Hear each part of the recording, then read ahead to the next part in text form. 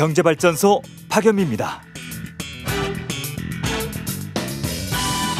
안녕하세요. 박연미입니다. 잠깐 돌려받았던 일상을 한동안 다시 반납하게 됐습니다. 오미크론 변이 확산에 대응해 정부가 고강도 거리두기 대책을 내놨습니다. 위중증 환자 수, 사망자 수가 빠르게 늘고 병상이 부족해져서입니다. 새 거리두기 강화 방안에는 연말까지 모임 인원을 최대 4명으로 줄이고 식당, 카페 등 일부 다중이용시설 영업시간을 오후 9시로 제한하는 방안이 포함되어 있습니다. 직격탄을 맞게 된 자영업자와 소상공인들은 다음 주 거리로 나선다고 하지만 뾰족한 대안이 없는 상황입니다. 방역체계와 방역 우선순위를 점검하면서 인내의 시간을 가능한 줄여보는 수밖에요. 12월 16일 여러분은 지금 삶을 발전시킬 경제발전소를 듣고 계십니다.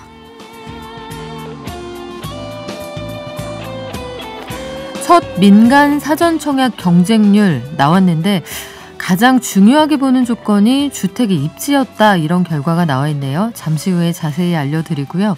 정은보 금감원장이 손해보험사 CEO들과 만나서 실손보험 이 관련해서 논의를 한다고 하는데 매년 올라가는 보험료 관련 얘기가 나올까요? 그리고 KT&G 담배회사인데요. 미국에서 팔던 관련형 담배 판매 중단한다고 합니다. 또 단통법 오랜만에 다루게 되는데 이 단통법 일부 개정되면서 앞으로 휴대폰 구입하실 때 이통사가 지원하는 지원금이 좀 늘어날 것 같습니다. 이게 어떤 영향을 미칠지 함께 정리해 드리겠습니다. 오늘 증시에서는 간밤에 나온 뉴욕 증시 소식과 오늘 우리장 전망해 보고요. FOMC 회의 결과도 나와 있죠. 새벽 4시쯤 결정이 됐는데 함께 전해드릴게요. 박연미의 경제픽에서는 로열티를 해외에 지불하고 있는 청양고추, 고구마, 감귤, 요거 알고 계셨는지 모르겠습니다. 우리 건 줄 알았는데 알고 보니 해외에 돈 내고 먹고 있었던 이 농산물 종자시장 자세히 알아볼게요. 경제탐사 시간에는 미국 100명에 가까운 목숨을 앗아간 토네이도 발생 이후 상황을 국내 언론들이 어떻게 보도하고 있는지 한번 들여다보겠습니다. 방송 중에 샵 0951로 문자 주시면 추첨해서 2분께 녹용 선물 세트 보내드리죠. 짧은 문자 50원, 긴 문자는 100원입니다. 깨어있는 경제발전소. 매일 아침 9시 경제를 이해하는 똑똑한 습관. 경제발전소 박연미입니다. 매일 아침 쏟아지는 경제뉴스 10분만 투자하면 충분히 따라잡을 수 있습니다. 10분 경제 한겨레신문 이지혜 기자가 정리합니다. 안녕하세요. 안녕하세요. 네, 1차 민간 사전 청약 요 결과가 나왔는데 어디가 제일 강세를 보였습니까? 예, 평택 고덕지구였습니다. 지난 14일까지 진행된 1차 민간 사전 청약 일반 공급 1순위 모집에서 평택 고덕지구가 352가구였는데요. 24,078명이 몰렸습니다. 경쟁률이 무려 68.69대 1이었는데 이게 신도시급 규모라는 장점이 있고 성장세를 기대할 수 있는 지역이라는 평가도 받고 있는 곳이어서 이렇게 경쟁률이 높았던 것 같고요. 또 여기는 지구 내 삼성타운이라고 불리는 삼성 산업단지가 있어서 직주 근접성도 좋고 광역교통 여건도 양호한 편입니다. 평택 고덕지구는 호반건설이 시공을 했는데요. 수요자들의 선호도가 높은 중대형 평형으로만 구성이 됐습니다. 전용 면적 84제곱미터 중에서 한 유형이 85.33대 1로 가장 높은 경쟁률로 마무리됐습니다. 반면에 경쟁률이 좀 낮은 지역도 있었죠? 예, 부산 장안하고 오산세교 2지구는 1순위 일반 공급이 각각 1.1대 1 그리고 4.51대 1 경쟁률로 마무리가 됐습니다. 여기엔 전날 특별공급 미달량이 포함이 된 것이기도 해서 이게 또 미달이 난 셈인데요. 양쪽 다 처음에 장점이 많다는 평가를 받았었습니다. 부산 장안 같은 경우에는 신세계 프리미엄 아울렛이 인근에 있고 부산 울산 고속도로 장안 IC도 있어서 그 교통 여건이 좋았고요. 오산세교 2지구도 지하철 1호선이 연결되어 있고 수도권 제2순환고속도로, 경부고속도로 등이 연결돼 있다는 점이 장점으로 꼽혔었습니다. 그리고 부산은 중흥건설, 오산은 우미건설이 공급을 해서 브랜드 선호도도 나쁘지 않았는데요. 좀 이렇게 경쟁률이 낮게 나온 이유에 대해서 전문가들은 주택 입지에 따라 선호도가 갈렸다 이런 분석을 내놨습니다. 집이 한 채가 넘어가면 지금 대출이나 세금 등의 규제를 굉장히 많이 받게 됐잖아요. 그렇다 보니 입지가 좋거나 미래 성장성이 높은 지역에 청약을 하려는 경향이 좀 더 강해지고 있다는 뜻입니다. 네, 이른바 똘똘한 한 채 분위기가 이 청약 시장에도 고스란히 반영이 되는 것 같은데 이번에는 실손보험 얘기 한번 해볼까요? 정은보 금감원장이 손해보험사 CEO들을 만난다. 왜 만나나요? 네, 일단 오늘 서울 모처에서 공식 회동이 이뤄질 예정이라고 하는데요. 가장 큰 현안으로 실손보험료가 꼽히고 있습니다. 실손보험료는 원칙적으로 보험사들이 자율적으로 결정한 사안이기는 한데 사실은 금융당국에서 직간접적으로 개입을 해오고 있었습니다. 그런데 최근 보험사들이 높아진 실손보험 손해율을 감당할 수 없다고 판단하기 시작한 건데요. 아시다시피 실손보험을 믿고 과잉진료를 받는 사람들이 좀 많다 보니 보험사도 감당이 어렵고 선량한 가입자들도 피해를 볼 수밖에 없는 상황이 됐습니다. 그래서 얼마 전부터 보험사들은 가입자들에게 실손보험료를 20% 인상한다는 안내문을 발송하는 등등 초강수를 두고 있습니다. 네, 그런데 통계를 내보면 대다수의 가입자들은 이거 청구 잘 안 한다 이런 통계가 나와 있는데 그 선량한 가입자들은 좀 억울할 것 같기도 하고요. 금감원 입장은 뭔가요? 일단 금감원은 보험료 인상 자체에 부정적이기는 합니다. 내년에 대선도 있고요. 지방선거도 있다 보니 국민들 부담이 급격하게 늘어나는 것을 꺼려할 수밖에 없는 입장인데요. 금융당국은 보험사들에게 한 자릿수 인상폭을 제시하는 방향을 검토 중이라고 하는데 하지만 이게 분명 조정이 필요한 것은 사실입니다. 실제로 최근에 한 연구 결과에 따르면요. 실손보험의 보험금 그리고 보험료 증가율이 이 상태로 유지가 된다고 한다면 앞으로 10년 동안 실손보험의 누적 적자가 112조 3천억 원에 이를 것으로 예측이 되기도 했습니다. 그리고 정은보 금감원장 자체에 약간 친금융사 행보를 보이고 있는 인물이어서 이 점이 좀 변수로 꼽히고 있습니다. 지난 1일에도 자동차 보험료 인상 여부에 대해서 정 원장이 보험사 수익을 고려해 조정할 가능성이 있다 이렇게 언급을 한 만큼 업계에서는 기대하는 분위기도 좀 포착되고 있습니다. 그래요. 수익자 부담 원칙에 따라서 많이 받아가는 사람들이 더 많이 내면 좋겠는데 전반적으로 n분의 1 하는 게 합리적인지 잘 모르겠습니다. 담배 시장으로 가볼까요? KT&G 미국 시장에서 팔던 관련형 담배를 판매하다가 이거 안 판다고요 이제? 예, 최근에 KT&G가 미국 내 시판 중인 관련 담배에 대해 제조, 선적, 통관 및 현지 도매상에 대한 제품 판매 모두를 중단한다고 발표했습니다. 미국에서 관련 담배에 대한 규제가 강화되고 시장 경쟁도 심화되면서 사업 재검토 필요성이 발생했다는 이유였는데요. 실제로 최근에 미국에서는 멘솔향 관련 담배를 금지하는 법안이 추진되고 있고요. 미국 식품의약국의 니코틴 저감 규제 강화 입법도 이뤄지면서 각종 규제 강화 분위기가 지금 활발합니다.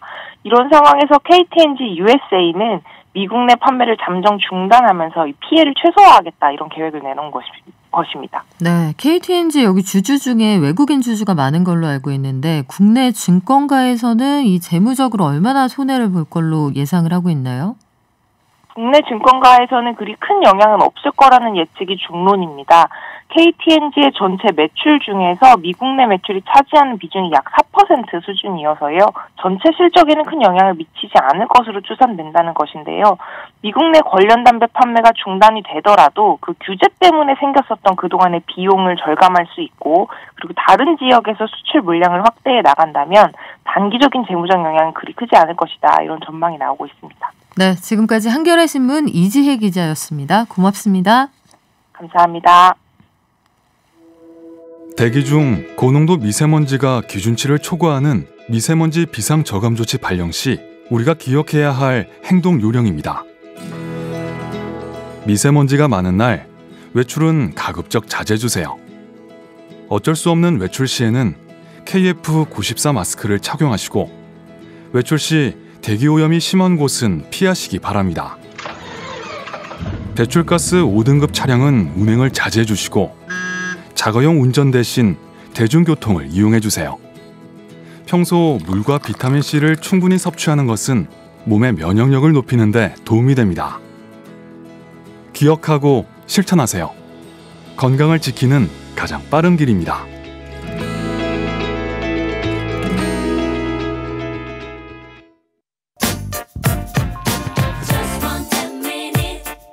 지금 여러분께서는 경제발전소를 듣고 계십니다. 네, 오늘 하늘이 부스스하다, 하늘이 참 흐리다 말씀 많이 하시네요. 2555님, 문장력이 하늘이 부스스하다. 하나8님, 시야 확보가 어렵습니다. 안개와 미세먼지가 뒤섞여 있으니 전조등 꼭 켜고 운전해주세요 말씀하셨는데 저도 아침에 스텔스처럼 나타나는 자동차들 보고 깜짝 놀랐거든요. 오늘 운전 꼭 주의하시기 바랍니다. 휴대폰 바꿔야지 결심하신 분들 요 소식 도움 될 것 같은데요. 귀 쫑긋하고 들어주세요. 2014년에 단통법이 시행된 이후로 처음 지원금의 상향 조정이 이루어집니다. 이게 소비자들에게 반가운 소식 같기도 하고 또 실제로 유통 현장에서는 꼭 달갑지만은 않다고 얘기를 한다고 하는데 어떤 영향을 주는 걸까요? 명지대 법학과의 홍명수 교수에게 알아보겠습니다. 안녕하세요. 예, 안녕하세요. 네, 교수님, 이동통신 단말장치 유통구조 개선에 관한 법률, 흔히 우리가 단통법이라고 부르는 이 법이 어제 국무회의 통과했죠, 개정안이. 네. 아주 부분적인 개정이었는데요. 보통 지원금은 통신사가 제공하는 지원금이 있고요. 단말기를 구입할 때. 그리고 유통점이 제공하는 지원금이 있어요. 유통점이 제공하는 지원금을 추가 지원금이라고 하는데 그 한도가 지금은 지원금의 15%였거든요. 그것을 이제 30%로 상향하는 그런 개정이 있었습니다. 그렇군요. 그러면 이제 개정안이 실질적으로 시장에서 발효가 된 다음에 휴대폰을 사면 소비자들은 얼마나 더 지원을 받을 수 있는 거예요? 지원금, 그러니까 통신사가 제공하는 지원금 상한 제도는 17년에 폐지가 됐어요. 네. 그 규정 자체가 이제 일몰제여가지고 3년이 다 돼서 이제 17년에 폐지가 됐는데, 폐지가 되기 직전에는 33만 원이 상한이었거든요. 근데 이제 상한제가 없어져도 사실은 이통사들이 이 지원금 규모를 늘리지는 않았어요. 그래서 지금 대체로 한 30만 원 정도가 지금 지원금으로 책정이 되고 있는데 그 기준으로 따지면 30만 원에 15%에서 이제 30%로 상향되는 거니까 한 30만 원을 기준으로 한다면 한 9만 원 정도가 더 추가될 수 있는 거거든요. 그러니까 소비자들이 만약에 최대한으로 받는다면 30만 원에서 39만 원 정도로 받을 수 있는 지원 폭이 좀 늘어난다 이렇게 이제 볼 수 있겠습니다. 네, 체감하기가 상당히 그래도 좀 적지 않은 금액인데 단통법 개정안이 나오게 된 배경이 뭡니까? 이게 단통법은 풀 네임이 이제 유통구조 개선법이잖아요. 그래서 이제 이 단말기 유통구조를 좀 개선하겠다. 이것이 이제 장기적으로는 소비자에게 이제 이익이 될 수 있는 그런 법이다. 이제 이게 이제 취지였는데 단기적으로는 소비자에게 가는 지원금이 줄어드니까 소비자들에게는 상당히 불만이 있었죠. 근데 사실 이제 법 제정한 지 7년 지났는데 이게 이제 유통구조가 과연 개선됐느냐 네. 이런 부분에 좀 의문이 있고 단기적으로 받게 되는 불이익은 계속 이어지고 그래서 조금 그런 불만이 있었어요. 그래서 이제 소비자들에게 좀 어떤 혜택을 좀 이렇게 좀 주는 쪽으로 그런 개선 필요성이 있었고 다른 하나는 아무래도 이제 이 지원 금액 자체를 법으로 제한을 하다 보니까 좀 탈법이 좀 많이 있었죠. 그래서 어느 정도 폭을 인상시켜서 그런 좀 그걸 뭐라고 해야 되나요? 위법행위를 좀 양성화한다고 해야 되나? 그런 의미도 좀 있었다고 보여져요. 그래서 두 가지 측면 정도 생각할 수 있을 것 같습니다. 네, 그리고 실질적으로 전화기 가격도 많이 비싸졌습니다. 7년 사이에. 그런 생각을 해보게 되는데 말씀하신 것처럼 요걸 뒤에서 몰래 주던 돈을 아예 양성화해서 물 밑에 있던 걸 수면 위로 끌어올리자는 취지인데 실효성이 있을 거냐 이런 의문은 왜 나오는 거죠?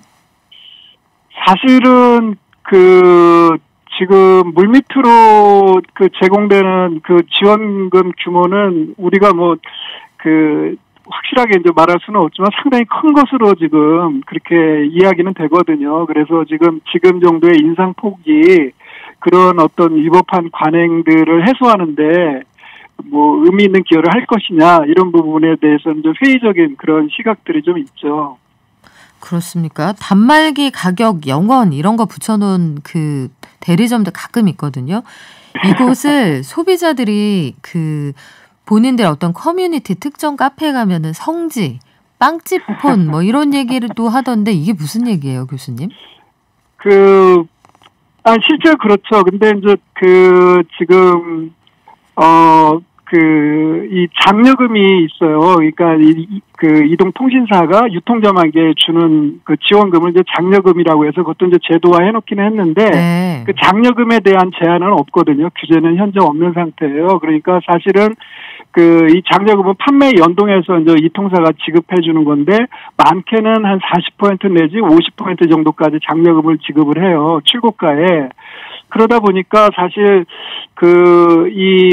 이 통사로부터 받은 그런 그 재원을 이 유통점은 사실 소비자에게 얼마든지 줄 수 있잖아요. 그 재원을 활용해서. 네. 그러다 보니까 사실 이제 법에서 정한 것보다는 훨씬 더 많은 것을 줄 수 있는 그런 유인은 있는 거죠. 그리고 또 이동통신사, 그러니까 유통점은 또 이 통신요금 수수료도 수익의 한 부분으로 자리하고 있기 때문에 네.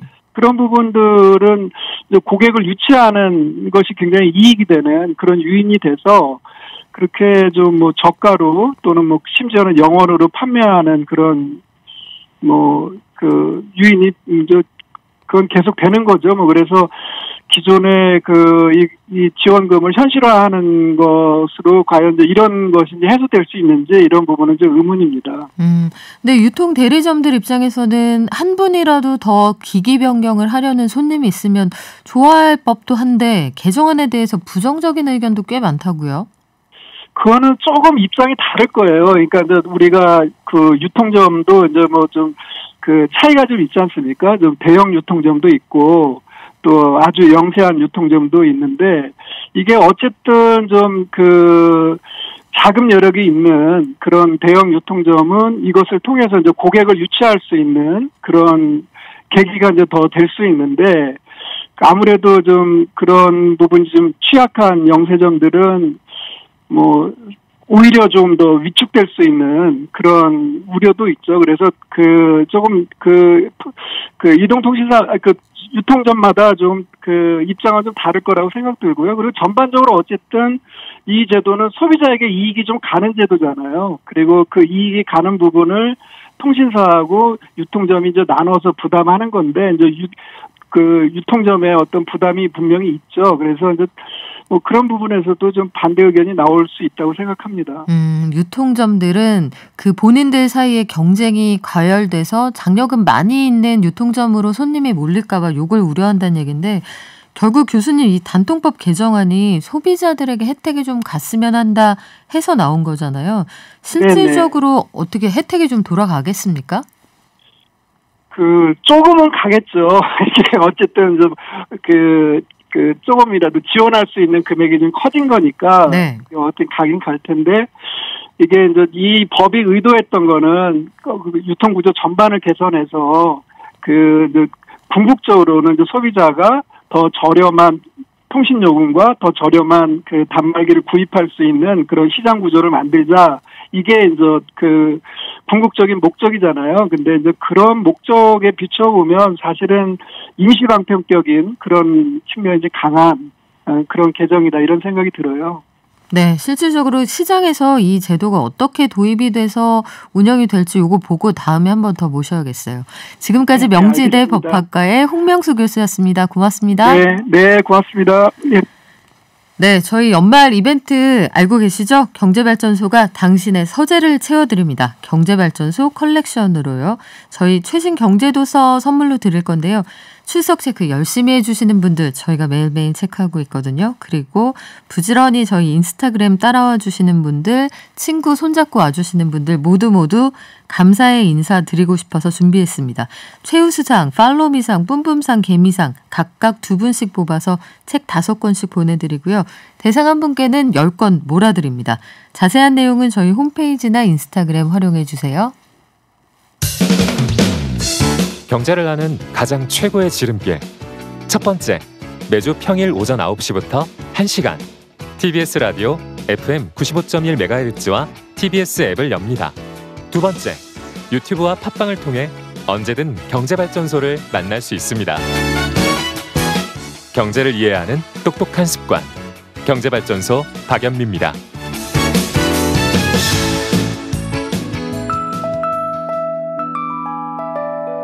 개미 한 마리, 개미 두 마리, 개미 세 마리가 사과를 들고 하나, 둘, 셋. 네, 간밤 뉴욕 증시 그리고 오늘 우리 증시 전망해 주실 분이죠. 미래에셋증권 디지털 리서치팀의 박광남 팀장 연결돼 있습니다. 안녕하세요. 안녕하세요. 네, 간밤 뉴욕 증시부터 정리할까요? 예, 미국 증시는 소매 판매가 장 초반에 부진하게 나타나고 FOMC를 앞둔 경계감에 초반에 하락하기도 했습니다. 이런 상황에서 연준이 FOMC에서 테이퍼링 속도를 높이기로 결정을 했고요. 점도표를 통해서 내년 금리 인상 전망을 3회 이상으로 이제 예상을 하면서 잠시 낙폭이 확대되기도 했으나 곧바로 되돌림이 유입되면서 상승 전환에 성공을 했습니다. 파월 연준 의장의 발언이 이어졌는데 긴 인플레이션은 팬데믹이 초래했고 높은 임금 상승 등은 인플레 급등 요인이 아니라고 주장하자 사실은 높은 인플레가 단기적일 거란 점에 초점을 맞추고 상승폭을 굉장히 크게 확대하면서 마감한 것이 특징이었습니다. 네, 우리 미국 중앙은행 연준의 FOMC 회의 결과 좀 더 자세히 알아볼까요? 예, 역시나 결론적으로는 매파적이었던 FOMC라고 결론을 내리면 될 것 같은데요. 테이퍼링과 관련해서는 시장의 컨센서스였던 월 150억 달러에서 300억 달러로 상향하는 안이 통과가 됐기 때문에 내년 3월이면 테이퍼링이 종료될 것임을 시사를 했습니다. 다만 이는 이미 시장에서 충분히 논의가 됐던 상황이기 때문에 뭐 그렇게 놀랄 만한 움직임은 아니었습니다만 이 점도표의 결과가 사실은 조금은 서프라이즈였다라고 이야기를 드릴 수 있을 것 같은데 연준 위원들은 점도표를 통해서 2022년 내년이죠. 최대 3회, 그다음에 2023년에도 3회, 24년에 2회의 금리 인상을 전망을 했고요. 그렇게 되면 2024년에는 대략 2%까지 기준금리가 올라갈 수 있다라는 점을 염두에 둘 필요가 있습니다.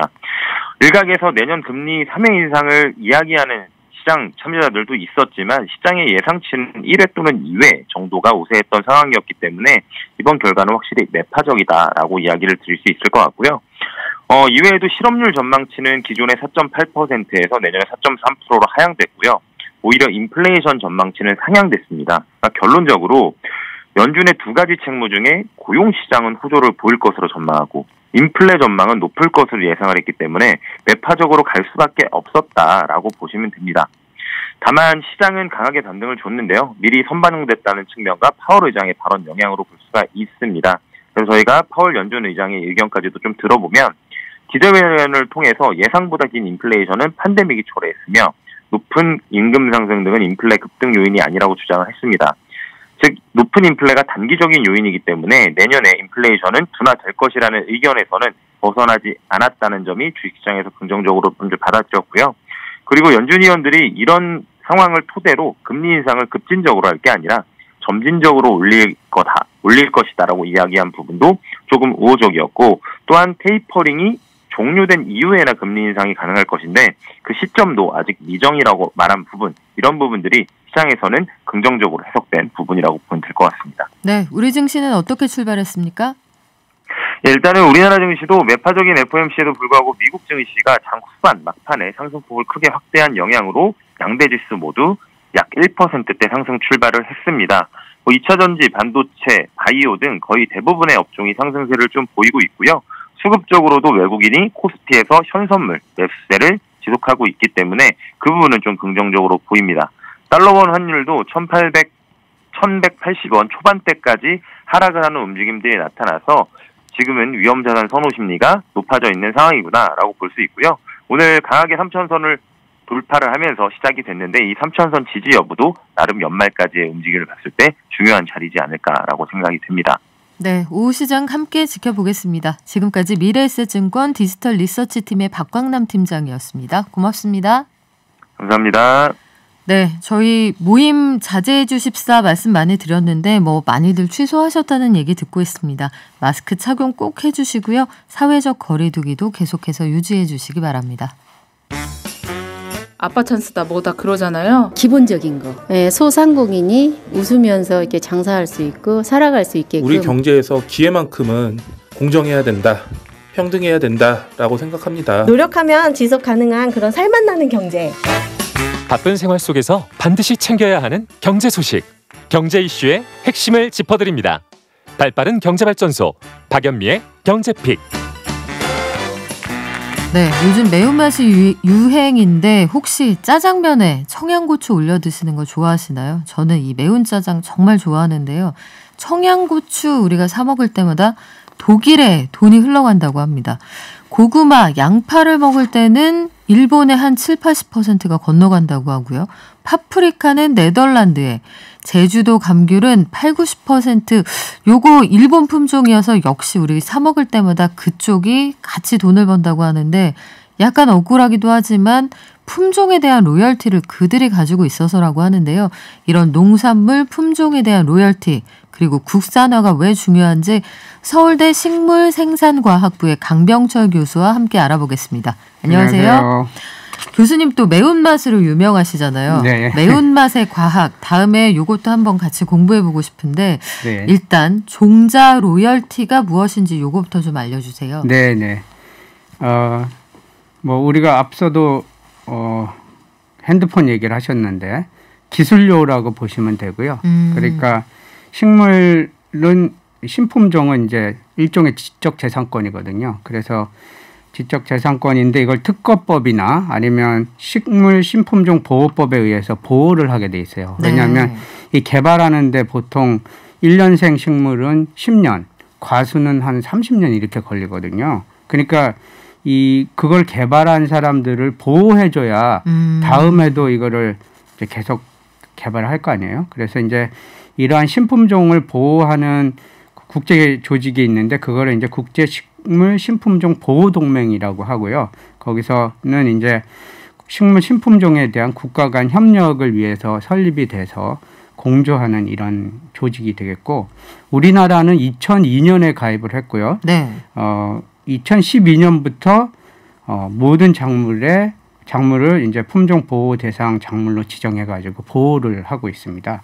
그래서 이제 종자 로열티라는 거는 어렵게 생각하지 마시고 그냥 품종을 개발한 사람한테 기술료를 지급한다. 이렇게 보시면 되겠고요.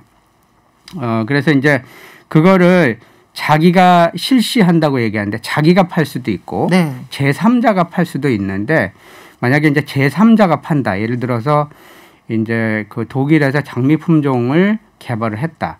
그럼 우리나라에서 그걸 팔고 싶으면 누군가 들여와가지고 장미를 영양 번식을 하게 되거든요. 이렇게 삽목을 해가지고 잘라가지고 꽂아가지고 번식을 하게 되면 그거 하나하나가 종자가 되는 거예요. 그러니까 그거에 대한 로열티를 지급을 하게 되는 거죠. 일종의 저작권료 같은 거네요. 그렇죠. 우리가 그 노래 들을 때 각각의 저작권료를 내는 것처럼. 근데 우리가 매일 먹는 농산물이 사실은 외국산 품종인 경우가 되게 많다면서요? 네, 그렇습니다. 그래서 우리나라 주요 품종에 대한 외국산 점유율을 따지고 보면 거의 한 72.5%에 달하는 게 현실인데요. 10개 중에 7개가 넘네요. 네, 그렇죠. 겨울에 우리 귤 많이 먹잖아요. 그렇죠. 귤 같은 경우에 2019년 기준으로 했을 때 거의 97.5%가 이제 일본 품종이고요. 거의 다 일본 거예요. 그리고 포도도 그렇고 배는 한 85%, 사과는 한 80%, 양파는 한 70%. 파프리카 좋아하시죠? 네. 파프리카는 거의 100%가 외국산 품종으로 보시면 됩니다. 그래서 그 외국산 품종 중에서 가장 점유율이 높은 게 어떻게 보면 이제 일본산 품종이고요. 그래서 우리가 우스갯소리로 대한 독립은 했지만 종자 독립은 못했다. 이런 말도 한참 하기도 멀었네요. 합니다. 예.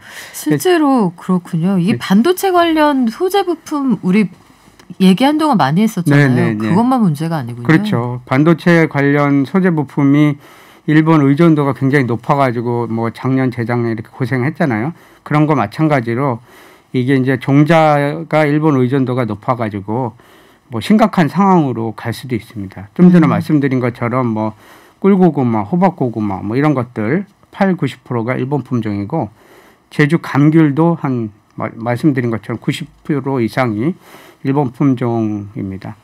아, 그렇군요. 이거는 정말 처음 알았는데 혹시 요 종자도 이 우리가 자원의 무기화가 요즘에 굉장히 많이 이루어지잖아요. 그렇죠. 이런 종자도 무기화가 가능한 건가요? 안 팔아 이거 됩니까? 가능하죠. 그러니까 우리나라 식량 자급률을 보면 쌀의 경우에는 거의 90% 가까운데 전체적으로 식량 전체 자급률을 보면은 30%가 안 되거든요. 그러니까 뭐 우리 빵 요즘에 많이 먹는데 네. 빵이나 뭐 옥수수나 이런 거는 다 수입을 하지 않습니까? 그러니까 그런 걸로 따지면 이제 이 과거에 이제 그 중동 지역에서 뭐 분쟁이 나고 뭐 그 리비아 이런 데가 망한 이유가 주로 밀을 이제 그 소련에 러시아에서 수입을 했었는데 수입을 못 하게 되니까 정권이 붕괴가 돼버린 거거든요. 그런 것처럼 굉장히 안보에 굉장히 중요한 게 어떻게 보면 식량인데 식량의 생산을 좌우하는 게 종자라고 보시면 될 것 같습니다. 그렇군요. 이게 종자가 이렇게 중요하고 또 여기에 관련된 권리가 어마무시하다 이런 생각도 드는데 품종을 한번 개발을 했다 하면 이 로열티는 뭐 영원히 내야 되는 건가요? 그런 건 아니고요. 이제 그게 이제 우리가 작물이 뭔가에 따라 다른데 앞서 말씀드린 국제 신품종 보호 동맹 유포프라고 하는데 그 권리 기간을 정하고 있습니다. 그래서 보통은 20년이고 과수 같은 경우에는 품종 육종하는데 뭐 20년, 30년 이렇게 걸리니까 25년으로 정해져 있고요. 그래서 그 기간 내에는 로열티를 지불을 해야 되는데 예를 들면 부사 같은 경우에 60년대 개발이 돼가지고 개발된 나라가 일본이거든요. 네. 지금 부사 먹는데 로열티 안 내거든요. 네, 뭐 우리 샤인 머스켓도 요즘에 많이 먹는데 네. 일본 사람들이 굉장히 억울해하고 있답니다. 왜냐하면 그 품종 보호 기간이 지나가지고 네. 이 로열티를 요구를 못 하고 있어가지고 최근에는 이제 그런 쪽으로 일본이 조금 더 신경을 쓰고 있다는 얘기를 들었습니다. 안 그래도 지금 1918님이 샤인머스켓은 로열티 안 낸다고 하던데 왜 그런가요? 물어보셨는데 요 네. 기간이 지나갔군요. 네, 그렇습니다. 샤인머스켓이 왜 포도계 네. 롤스로이스다 네, 해서 네, 네. 굉장히 비싸게 팔리는데 요거 우리가 개발해서 베트남 같은 지역으로 수출도 많이 합니다. 네, 그렇죠. 외국산 품종으로 재배를 한다 생각을 해보면 이거 해외로 지불하는 금액도 상상보다 굉장히 클 수 있겠어요. 네, 네, 그렇습니다. 네, 그래서 우리가 지난 한 2010년부터 2019년까지 한 12개 주요 농산물에 대한 10년간 지불한 로열티를 보면 한 1,357억 원 정도 되는데요. 네. 그중에서 이제 우리가 지불한 거는 외국으로부터 지불을 받은 거죠. 로열티는 한 26억 원 정도 되니까 그 수지를 따지면 우리가 10년간 한 1,331억 원 정도를 적자네요. 이제 적자를 낸 건데 이제 한 가지 다행스러운 거는 2013년 이후부터는 우리나라도 엄청 노력을 해가지고 이 영양 번식하는 이제 화해 같은 경우에 로열티 지급액들이 매년 줄어들고 있는 실정입니다. 근데 이제 더 큰 문제는 이제 우리나라 종자의 해외 의존도라고 볼 수가 있는데요. 2019년 기준으로 봤을 때 우리가 수출한 금액은 한 680억 정도 되는데 수입한 금액은 한 1,460억 원 정도 돼요. 그러니까 우리가 수출하는 금액이 그러니까 한 수입 금액이 한 50%가 안 되는 거죠. 그래서 앞서도 말씀드린 것처럼 이제 종자가 농산물 생산을 결정하는 굉장히 중요한 요소인데 우리나라 농산물 그러니까 수입을 많이 하고 있다는 거는 우리나라 농산물 생산이 해외에 의존하고 있다는 그런 의미가 되는 거잖아요. 그러니까 그렇게 되면 앞서 말씀드린 것처럼 이제 식량 안보의 위협을 받게 되는 거죠. 그래서 국산 품종의 점유율을 늘려야 되는 거는 이제 선택의 문제가 아니다. 우리가 좀 농업의 토대를 튼튼하게 하기 위해서는 국산 품종을 많이 개발해서 재배하게 하고 또 소비자들이 국산 품종을 많이 찾게 만드는 것이 필요한데 앞서 말씀드린 것처럼 이 쉬운 일이 아니에요. 왜냐하면 개발하는데 1년생 품종은 10년, 네. 과수는 30년 이렇게 걸리니까 굉장히 시간이 많이 걸리고 또 하나는 뭐냐면 농민들이나 소비자들이 굉장히 보수적이에요.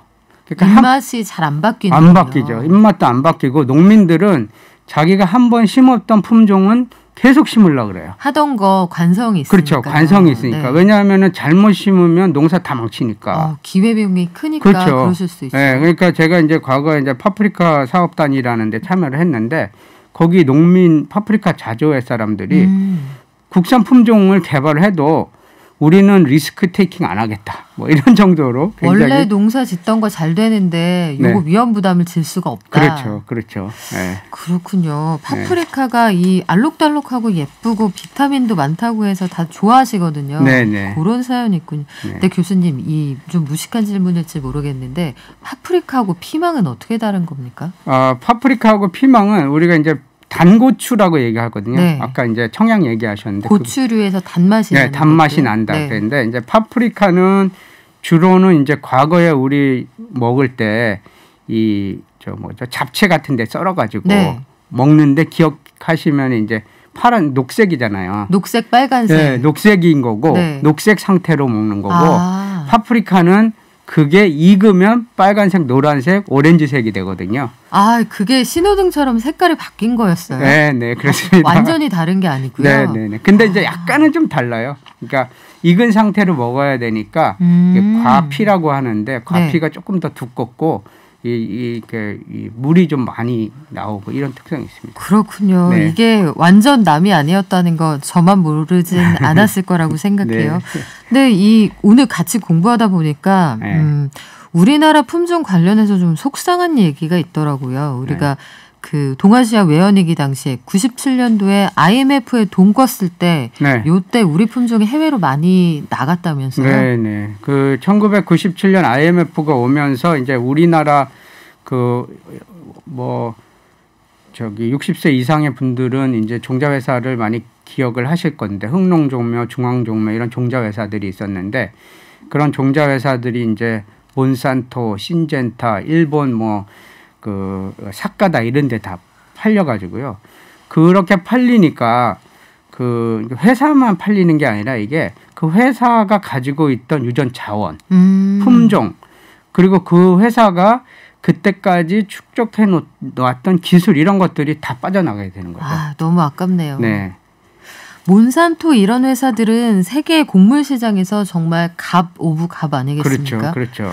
그런 회사들이 우리나라 기술까지 흡수해 갔다. 이거 속상한데 국산 품종을 개발하기 위해서 그래도 우리도 반격에 나선 거잖아요. 네. 황금 씨앗 프로젝트, 이른바 골든 시드 프로젝트가 시작됐다 이 얘기도 들었어요. 네네. 그래서 이제 그런 국산 품종의 점유율이 상당히 낮고 이제 앞서 말씀드린 것처럼 이제 이 외국계 회사로 이렇게 다 우리 종자회사들이 넘어가니까 이제 나라가 이제 신경을 써가지고 일단은 외국 한때는 이제 65%까지 외국계 기업의 점유율이 높아졌었는데 2014년 이후에는 이제 국내 종자 기업 점유율이 상당히 확대가 됐어요. 그래서 지금은 보면 LG나 농협이나 노르표 페인트나 이런 기업들이 대기업들이 들어와가지고 투자를 하고 있고, 네. 그 다음에 이제 당지 이제 좀 길게 봐야 되는데 조금 빨리 돈 벌려고 그러는 게 문제고, 나라에서는 앞서 말씀하시는 것처럼 골든 시드 프로젝트, 이거는 뭐냐면 종자값이 금값 이상의 가치를 가지고 있다. 그래가지고 2012년부터 올해까지 그 품종을 개발을 하는 프로젝트고요. 그래서 이 사업을 통해서 지원을 받은 국내 종자 회사들이 최근에 이제 신품종을 많이 내고 있고, 그 다음에 수출도 많이 하고 있어요. 그래서 수출액이 이제 2010년에 한 240만 불 정도였는데 이제 작년 기준으로 했을 때 한 700만 불 정도, 한 3배 정도 증가를 한 거죠. 그러니까 네. 당초 목표는 굉장히 높게 잡았었는데 그럼에도 불구하고 상당히 우리 기술이 많이 향상이 됐고 기반이 다져졌다 이렇게 말씀드리겠습니다. 네, 기왕에 우리 이렇게 된 거 우리가 개발한 품종 자랑 좀 한번 해볼까요, 교수님? 뭐가 있습니까? 그래서 이제 작년 기준으로 조금 다른 얘기긴 하지만 제가 농업 생산에서 종자가 모든 농업 생산을 좌우한다는 말씀을 드렸는데 이제 1919년부터 우리가 코로나를 겪으면서 경제적으로 다 힘들고 한데 우리나라 농식품 수출은 2019년 대비 작년에 한 7.7% 증가를 했고요. 그래서 역대 최고 금액입니다. 네. 한 75억 정도 되는데 이 농식품 수출의 성공은 어떻게 보면 우수한 품종에 있다 이렇게 말씀드릴 수 있겠고 대표적인 게 딸기. 이제 뭐 뉴스 같은 데서 비행기로 딸기 수출하는 거 혹시 보셨는지 네. 모르겠는데 그래서 그 중에서 이제 그 대표적인 품종이 서량이라는 품종이거든요. 저 이거 봤어요. 네. 먹은 지 얼마 안 됐습니다. 네. 네. 그래서 이 서량은 왜냐하면 그 딸기는 이제 사실은 어떻게 보면 2000년대까지만 해도 초까지만 해도 다 일본 품종이었어요. 근데 이제 국가에서 야 이거 품종 우리가 의존도가 높으니까 한번 개발해보자 해가지고 품종을 개발을 한 거고 그래서 일본 품종을 대체하기 위해서 개발한 거죠. 근데 동계올림픽 때 일본 여자 컬링 선수들이 이거 맛있다고 막 했는데 또 일본 농림수산식품부 장관 이거 우리가 개발한 거다 그래갖고 막 그런 뉴스도 본 것 같은데 그랬군요. 동남아에서만 한 500억 딸기 수출만 500억 원을 수출을 하고 있고요. 계속 늘어나고 있는 그런 추세인 것 같고 앞서 말씀드린 이제 파프리카는 거의 뭐 100% 네덜란드나 외국계 품종이게 되는데 GSP 프로젝트를 통해서 품종을 개발을 해가지고 라운이라는 미니 파프리카가 국산 미니 파프리카도 다 외국계인데 라운이라는 파프리카가 국내 품종으로 한 50% 시장을 점유하고 있는 걸로 나타났고요. 토마토도 마찬가지인데 이제 토마토도 이제 건강 기능성으로 많이 드시고 계시잖아요. 네. 보게 되면 이제 토마토를 우리는 보통은 이제 생으로 많이 먹게 되는데 이제 토마토에 라이코핀이 많이 들어 있어 가지고 좋다고 하는데 눈 건강에. 근데 그냥 토마토는 생으로 먹으면 라이코핀이 흡수가 안 돼요. 그래서 외국에서는 익혀서 많이 먹더라고요. 그렇죠. 익혀서 먹는데 우리나라 이제 농우바이오라는 종자 회사가 생으로 먹어도 흡수할 수 있는 시스 라이코핀이 많이 들은 이제 품종을 개발을 해가지고 특히 이제 이 방울도마도 우리가 큰 도마도 방울도마도 이렇게 나누는데 방울도마도는 거의 이제 그것도 이제 일본 품종이 많았거든요. 네. 근데 거의 90%가 이제 국산 품종으로 개발이 됐고 중국, 일본, 터키 이런 데 이제 막 수출을 시작하게 된 거죠. 이 얘기가 점점 재밌어지는데 시간이 너무 야속합니다. 교수님 아무래도 조만간 한 번 더 나와 주셔야 될 것 같아요. 네. 마지막으로 이것만 답변을 부탁드릴게요. 아까 샤인머스켓은 로열티 안 냅니다 했는데 이번에 0555님이 그러면 로열티 안 내는데 왜 비쌉니까? 이렇게 물어보셨거든요. 그게 좀 기르기가 힘듭니까? 네, 처음에 기르기도 힘들고 그다음에 수요가 많다 보니까 수요 공급의 법칙에 따라서 처음에 이제 인기가 좋다 보니까 이게 과수 생산하려면 몇 년 키워야 과수가 그렇죠. 이제 포도를 수확을 할 수가 있거든요. 그러니까 그래서 좀 비싸졌다 이렇게 보시면 돼요. 좀 조금씩 내려가는 것 같아요. 네, 그렇다고 합니다. 지금까지 서울대 식물생산과학부의 강병철 교수와 함께했습니다. 고맙습니다. 네, 저희 경제발전소 박연미입니다에서는 다가오는 20대 대선 맞아서 한국경제발전학회, 응용경제학회와 함께 공동기획 준비했습니다. 한국경제 무엇을 바꿔야 하나 저희가 매주 금요일 9번에 걸쳐서 특집 진행하고 있는데 이미 2번 했고요. 3번째 시간 내일 마련돼 있습니다. 3부 디지털 시대 교육정책의 방향은 중앙대 경제학부 강창희 교수와 함께 할 거고요. 특별한 시간 경제발전소와 함께 해주세요.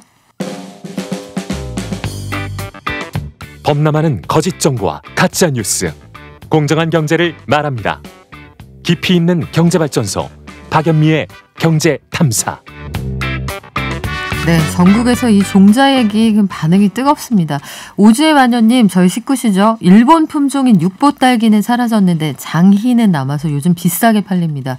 전문가의 냄새가 확 느껴지네요. 설양 아직 못 먹어봤다고 하시는 분들 많으신데요. 요거 굉장히 달고 향기가 좋습니다. 저도 요거 우리나라 건지 몰랐는데 자랑스럽네요. 또 4646님, 제가 아는 형님이 베트남과 라오스에 국산 품종 수출을 이전을 한다고 하는데 코로나 상황이라 힘들다. 여기도 영향을 많이 받으시는군요. 해서 로열티 많이 내는데 몰랐습니다. 우리 빨리 품종 개발합시다. 이런 의견 많이 주고 계시네요. 네, 저희도 재밌는 이야기 많이 소개해 드릴게요. 반면에 미국에서는 요즘 자연재해 때문에 상당히 어려운 상황입니다. 미국 중부를 강타한 토네이도, 이게 참 평원에서 발생하는 거라 피해가 더 크다고들 하는데 공장이 무너지고 인명사고도 크게 났거든요. 우리는 이걸 어떻게 보도하고 있을까요? 이정호 전 미디어오늘 편집국장과 알아보겠습니다. 안녕하세요. 예. 우리 언론들도 이 소식을 비중 있게 다루고 있죠? 네. 국제면뿐만 아니고 뭐 1면, 3면 이런 데까지도 옮겨가면서 이렇게 쓰고 있는데 보도가 계속 좀 바뀌었습니다. 사고가 났을 때는 토네이도가 한 40개고 굉장히 강력하고 그다음 뭐 상공으로 6km까지 올라갔다 이런 식으로 해가지고 규모에 대해 가지고 대체로 다뤘는데요. 이제 주말에 이제 그 아마존 물류 창고에서 6명이 죽었는데 베이조스가 그 위로보다는 드디어 이제 SNS에 자기네 자사가 운영하는 우주 비행 3번째 성공인 거 자축글 올린 게 좀 문제가 돼가지고 베이조스 비난하는 글이 좀 있었거든요. 그러다가 이제 이게 기후 온난화 때문에 이상 고온이 있어가지고 이랬다 해가지고 환경 문제로 다시 옮겨가기도 하고 다양하게 좀 이동했습니다. 네, 세계적인 빅테크 회사 CEO들 가끔 좀 혼나야겠다 이런 생각도 드는데 기후 온난화를 지목한 보도 어떤 것들이 있습니까? 동아일보가 이제 비중 있게 보도했는데요. 뭐 온난화 탓일 가능성이 높다 이렇게 이제 보도했는데 이게 이제 미국의 중부 지역에 있는 6개 주를 이제 휩쓸었지 않습니까? 근데 이제 12월 달 기온으로 이 6개 주가 대체로 한 10도 정도 올라갔다 그럽니다. 기상 자체가. 근데 이제 휴스턴 같은 경우에는 뭐 12월인데 30도가 넘어가가지고 문제가 됐는데 이게 도시 자체가 이제 불쏘시개 같은 그런 상황이었는데 화재가 나니까 토네이도로 인해가지고 화재가 나니까 그 인명 피해가 많았던 거죠. 100명 지금 가까이 이제 실종자도 아직도 계속 수색 중이고 이렇게 돼 있고 12월에 이제 강력한 토네이도는 아주 드문 현상이다. 이거 온난화 탓이다라고 이야기를 하고 있죠. 그래요. 앞서 말씀을 해주셨는데 아마존의 경우에는 일리노이주에 있는 이 물류 창고가 부서지면서 노동자들이 사망하는 안타까운 사고가 있었는데 아마존의 노동 환경 자체를 문제 삼는 보도도 많더라고요. 이렇게 이제 좀 진화해가지고 노동 환경 자체를 이제 문제 삼고 있는 게 있는데 3년 전에도 아마존에서는 볼티모어 물류 창고에서 2명이 죽었거든요. 폭풍 때 비슷한 사고였습니다.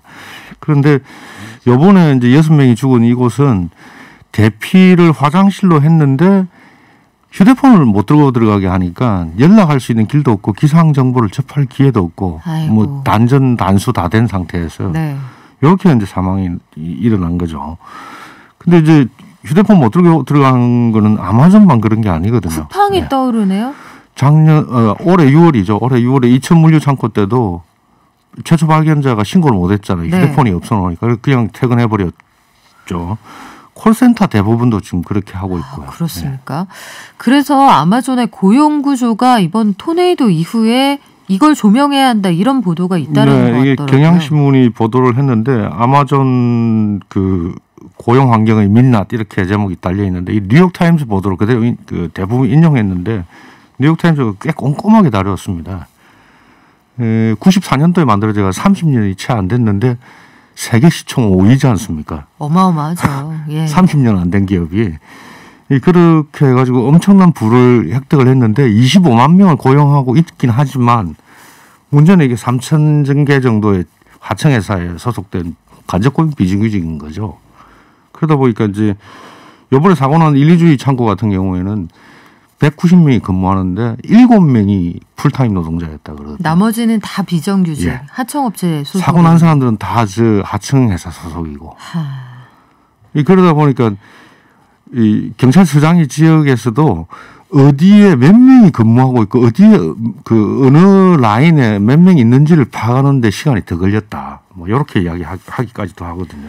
토네이도라는 자연재해가 사실 우리 사회의 민낯을 보여주고 있다. 뚜껑 아래에 잠자고 있던 고용구조를 드러냈다. 이런 지적도 있는데 저는 크리스마스 시즌이라서 이 안타까운 사고 이후에 바로 출근을 해야 했다. 이 부분이 되게 가슴이 아프더라고요. 그렇죠. 뭐 미국 사회에서 크리스마스 피크가 어떤 의미를 차지하시는지 너무 잘 아실 거니까 물류가 급증하는 그런 상황이기 때문에 잔해 정리도 잘 못한 상태로 동료가 죽은 그곳에 들어가서 일을 해야 되는 그런 상황인 거죠.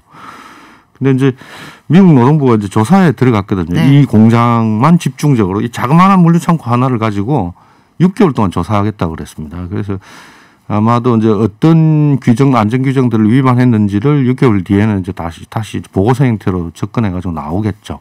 그래요. 아마존이라는 이 빅테크 회사에서 처음에 코로나19 창궐 당시에 비누가 없다 화장실에 손을 못 씻는다 마스크 안 준다 이런 얘기 있었거든요. 어떻게 되는지 저희도 지켜보겠습니다. 지금까지 이정호 전 미디어오늘 편집국장과 함께했습니다. 고맙습니다. 네. 녹용 세트 드릴 분 알려드릴게요. 2581님 0732님 축하드립니다. 그리고 0675님 종자보호 보관하는 곳을 TV에서 보셨군요. 저도 이 퀴즈 알려주는 곳에서 유재석 씨가 가본 거 봤습니다. 정말 철저하게 관리하고 있는 거 본 적 있는데 오늘 경제발전소가 다루니 소중함을 다시 느낍니다 해주셨고요. 6116님 저도 스트레스 날려줘서 청양고추 송송 썰어서 음식에 곁들여 먹는데 이 로얄티 있다는 것에 놀랐습니다. 종자 독립합시다 해주셨는데요. 청양고추의 이 로얄티 소유권은 독일 바이엘이 가지고 있다고 합니다. 우리 일상 먹거리가 로얄티구나 해주시는 분들 많은데 요거 재밌으셨죠? 저희가 한 번 더 준비할까 해요. 매운맛 관련해서도 한 번 준비해서 재미있게 알려드리겠습니다. 저희 내일 다시 돌아올게요. 발전.